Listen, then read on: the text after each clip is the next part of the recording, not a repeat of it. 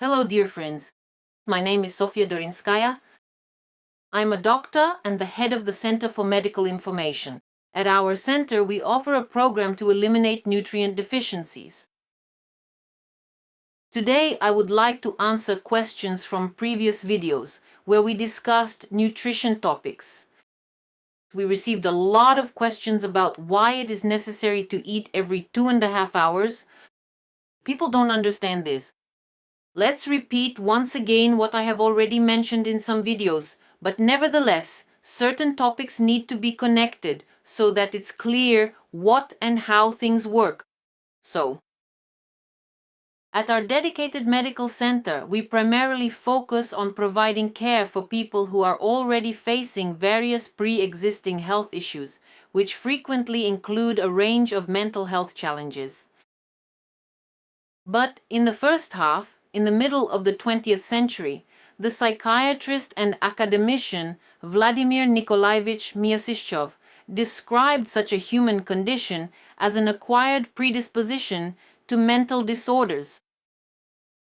That is, people who have experienced hunger, vitamin deficiencies, or are currently in such a state, hunger, vitamin deficiencies, brain injuries, toxic exposures, or severe neuropsychological shocks, develop a predisposition to mental disorders. What does this mean? What does this mean in practice? Well, let's start with this. What is a predisposition to mental disorders? This means that a person very easily falls into a state of neurosis, severe neurosis, and psychosis. Psychosis even to the point of hallucinations. Psychosis, you see, can be different, just like any other condition.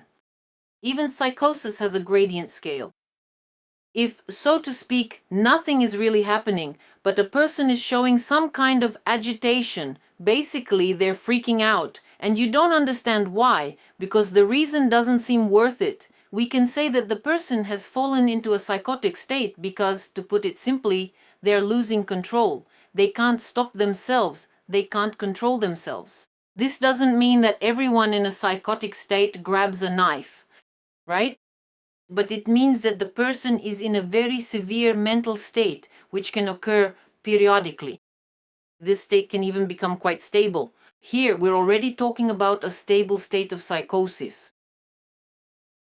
So a person can end up in this unstable mental state, this severe condition.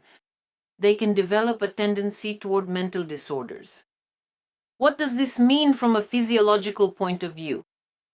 What is it that causes a person to suddenly develop a severe neurosis or psychosis out of nowhere? It is caused by a 10% drop in blood sugar levels. This drop is still within the physiological norm. This doesn't mean that if you go get your blood sugar tested, you'll see any serious changes there.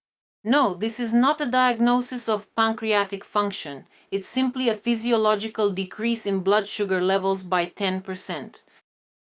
And this decrease occurs about 2.5 hours after a person has eaten. But not a bun, not some cookie or something, but the person ate meat. That is, they had a proper, a full meal, so to speak. So after approximately 2.5 hours have passed, the blood sugar level begins to drop significantly. And if a person is already prone to experiencing mental health disorders, this specific period, exactly 2.5 hours after eating, becomes an incredibly critical and vulnerable time for them.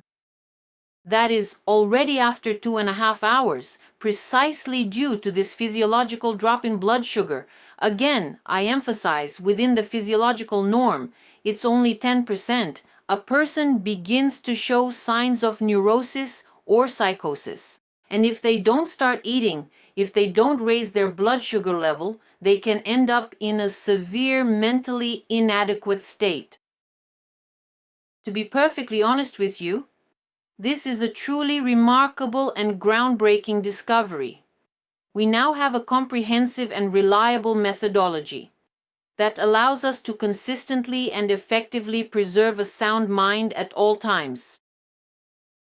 That is, we, Myasishchev Vladimir Nikolaevich, described something absolutely astonishing. For people who have developed a tendency toward mental disorders, meat becomes a medicine. Do you understand? Meat becomes the very product that they must eat regularly. And it is precisely in this way that people should maintain themselves within this range of blood sugar levels so that it does not drop by 10% or more.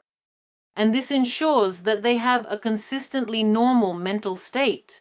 That's what this is about. Of course, here we encounter the problem of nutrient deficiencies, because another term for nutrient deficiencies is, well, the absence of enzymes. They are also called amenorrheas. That is why people write to me saying that they can't eat that much meat. And some people write that meat rots inside them, but that's basically a kind of induced psychosis because meat doesn't rot anywhere. And diverticulitis doesn't occur because of meat, but because of nutrient deficiencies and improper diet.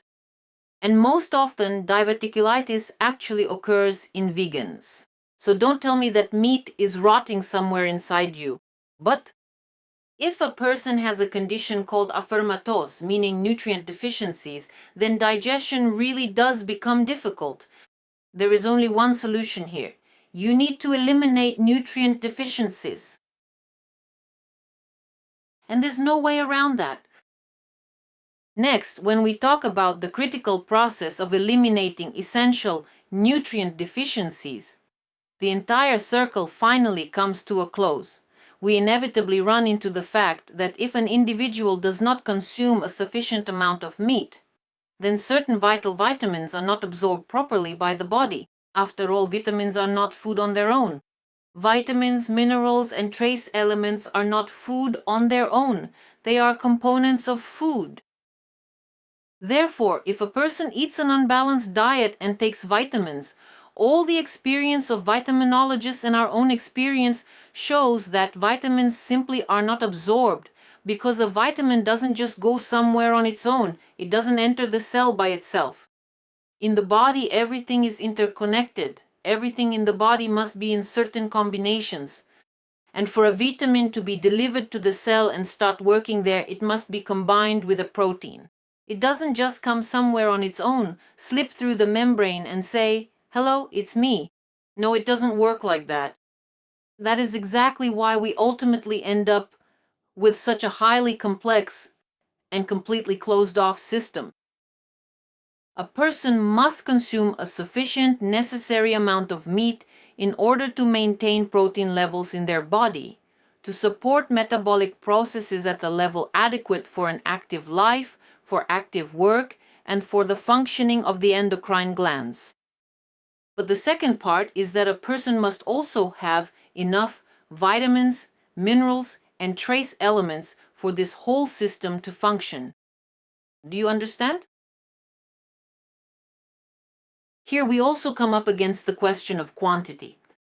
I won't discuss the topic of where to get the money for this right now, because that's already a political issue.